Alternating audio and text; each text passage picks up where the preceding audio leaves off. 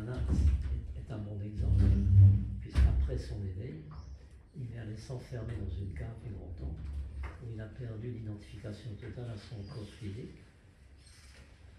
Et s'il n'avait pas été recueilli par ses charismes familles, il serait mort. On n'aura jamais eu son enseignement, on ne serait même pas là aujourd'hui. Ou on serait peut-être ici aujourd'hui, mais pour une raison différente. Parce que la montagne existait toujours. On ne peut pas savoir ça. Mais c'est vrai, Ramana est souvent la personne que j'utilise comme exemple extrême. Oui. Mais de nouveau, tu dis son éveil. Il y a l'objet Ramana éveillé ou pas éveillé. Regarde ça s'il te plaît, dans ta compréhension, si tu veux, pour voir si c'est précis. Précis dans le sens que tu as déjà compris autre chose.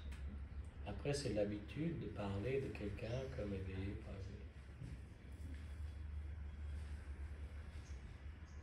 éveillé. Oui? Alors, est-ce qu'il y a vraiment un objet Ramana éveillé ou pas éveillé?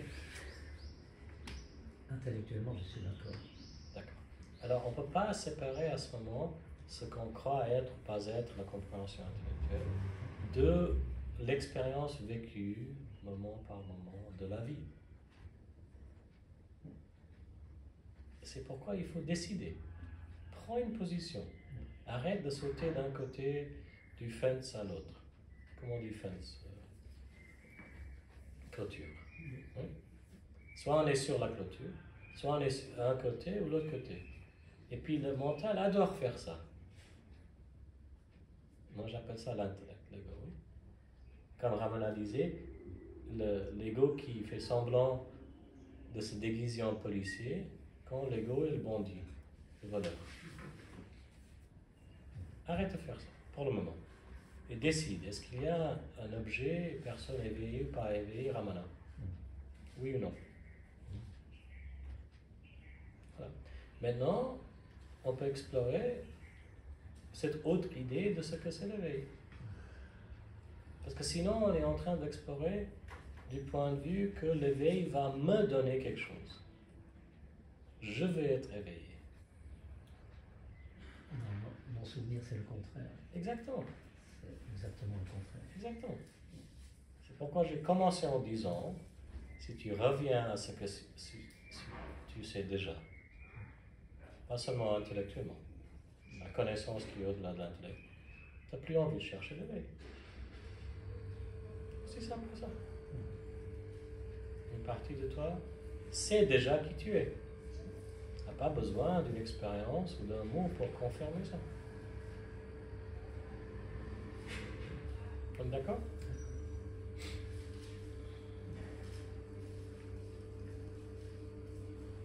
Je dis ça à quelqu'un comme toi, Claude, et j'utilise les mots toi, moi, bien sûr, parce qu'il y a déjà cette compréhension.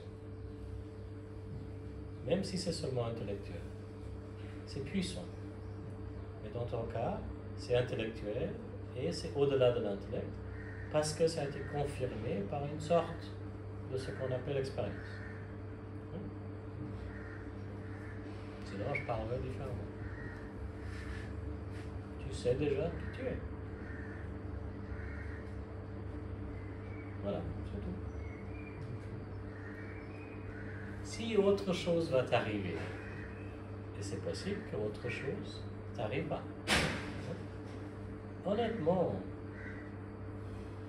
pas dans le moment, parce que dans le moment, on s'en fout, parce que celui qui le veut ou qui ne le veut pas n'est pas là.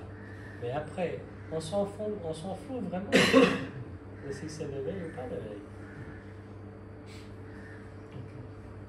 Tu vois ce que je dis? Tu vois, tu souris un tout petit peu. Non,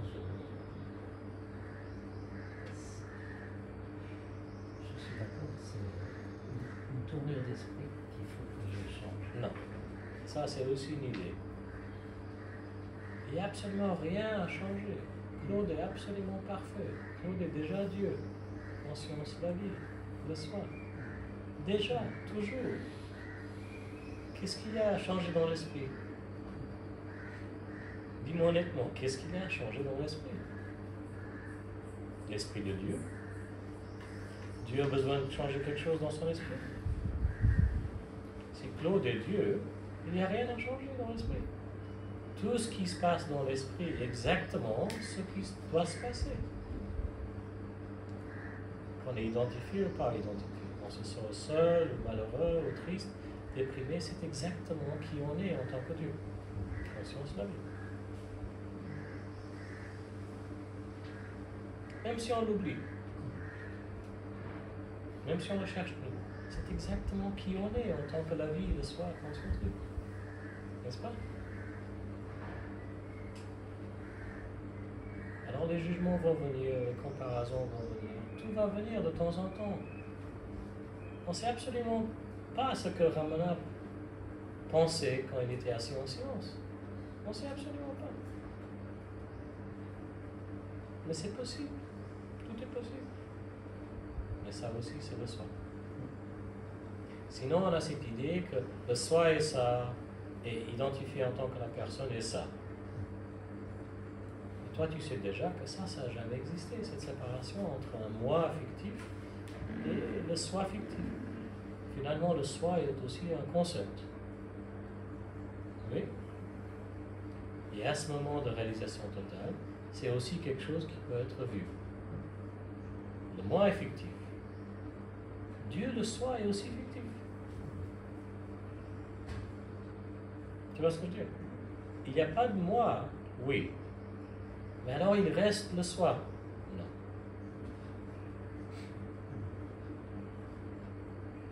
Tu vois ce que je veux dire?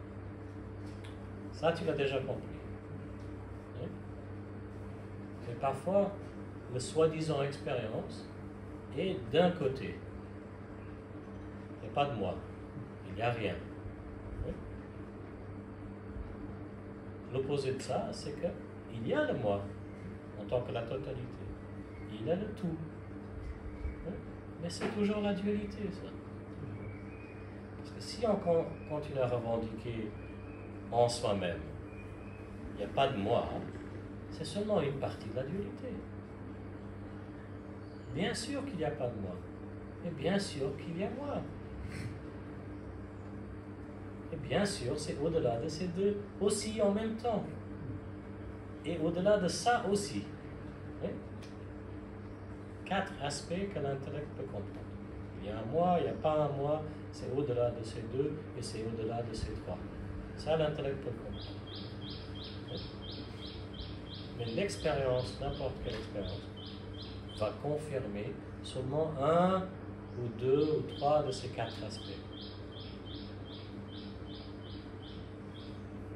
Au-delà de l'expérience, on s'en fout. Tu es d'accord?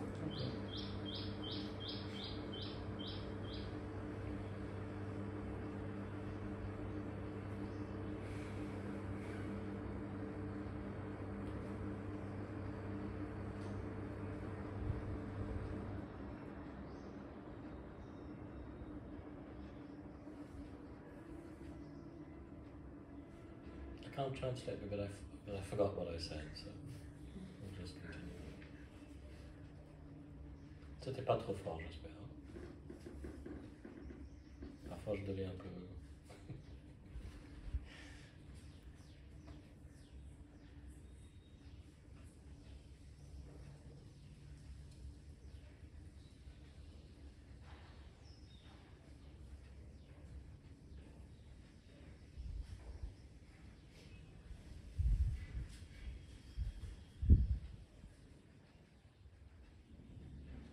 Yes, so part of that idea is that, for example, we still see Ramana